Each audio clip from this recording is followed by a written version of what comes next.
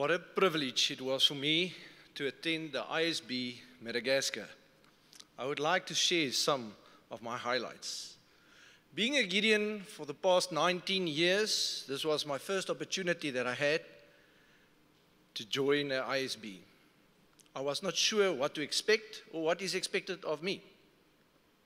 Leaving my family and business behind in South Africa for 12 days was done in faith, with one goal in mind: placing 80,000 scriptures.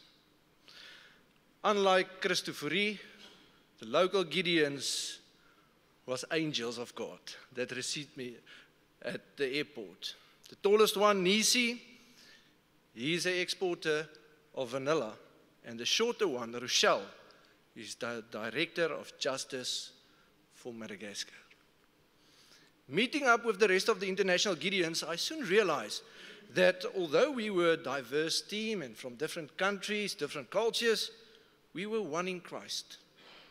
The team of 6 international Gideons were made out of 2 Italians, 2 Americans, a Brazilian, and myself. 16 hours to Finantarasua. Halfway there, we stopped at Antsira Bay. I was surprised when I arrived at the hotel and the local Gideons of Antsira Bay welcomed us. We did not even do a placement with them, but they were committed, receiving us, praying with us, and thanking us for our gesture. This act of kindness made me feel a bit guilty, thinking if I would do the same if they came to South Africa. As we made our way to Finantarasua, I noticed the poverty in Madagascar, almost like in South Africa, but just a little bit different.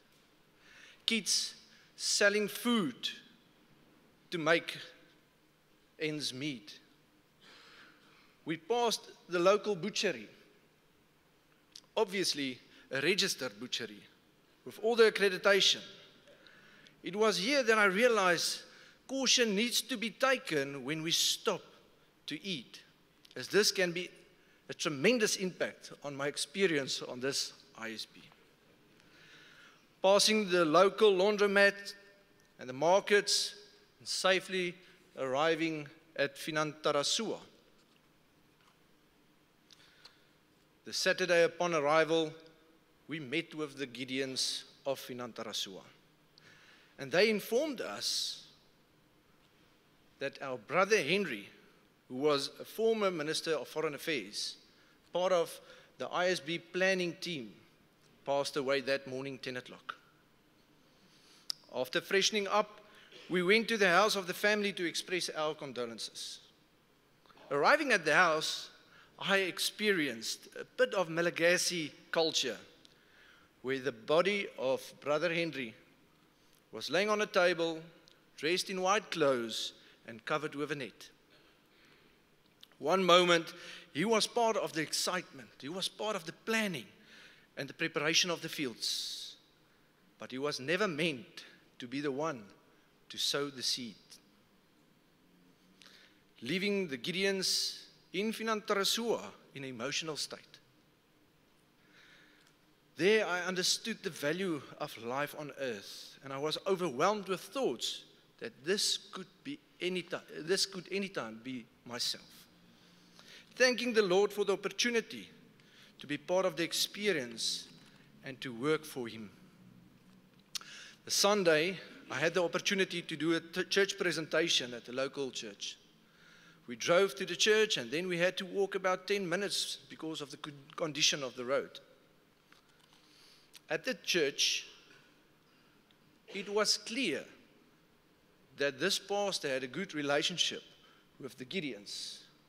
And the reason why is when he introduced me to his congregation, he almost took up my whole speech.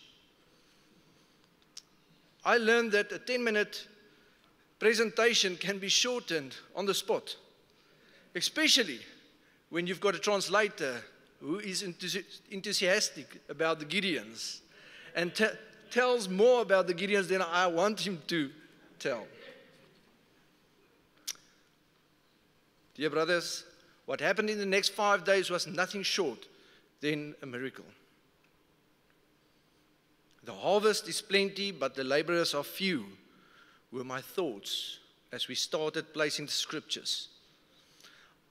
I saw police officers taking testaments and acknowledge that they will accept Jesus Christ as their Savior.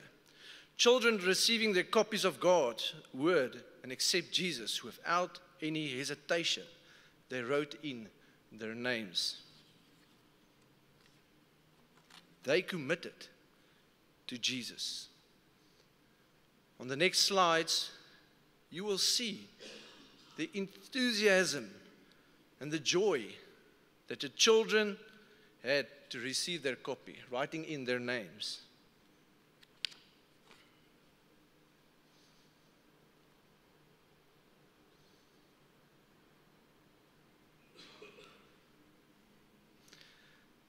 The placement didn't go without any obstacles.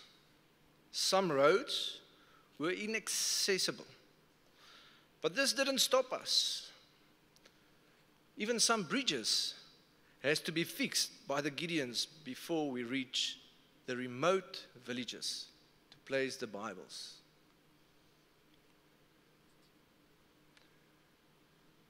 Amazing how they want to touch you as a paleface, because they don't know that. That was the breach. The humor of God was the Gideon that had to cross that breach was an engineer. So he got out of the car, walked around and said, they'll get him there. I had the privilege to witness to about 300 students at a university, at one assembly. All of them stood up accepting Jesus Christ as their Savior.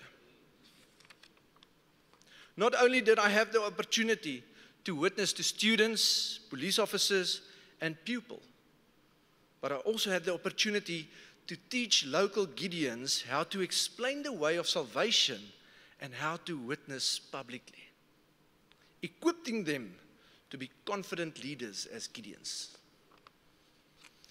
Visiting a local hospital was an eye-opener for me. Praying for old ladies sick and surrounded by nothing except one family member. Cannot write, cannot read, waiting to die. Possibly the last prayer that she might ever have. Isaiah 55:11. So is my word that goes out from my mouth. It will not return to me empty, but will accomplish what I desire and achieve the purpose for which I send it. And this was my thoughts, seeing the local people receiving God's word, so hungry to read. That was a blessing. As international Gideons, we were introduced and received. But as brothers, we accomplished our greatest commandment in Madagascar. Go therefore and make disciples of all nations. Placing 114,829 scriptures and achieving 143% of our goal was not possible for men nor women. The openness of doors and hearts was a sign of prayer prior to the ISB. I went on this ISB to serve, yet I felt that I was served. It was an experience that not only changed my perspective of life, but it also changed me, how I look at things. I thank God for the opportunity that I had to be part of this team of angels working for Him. And I did this because the gospel is my mission.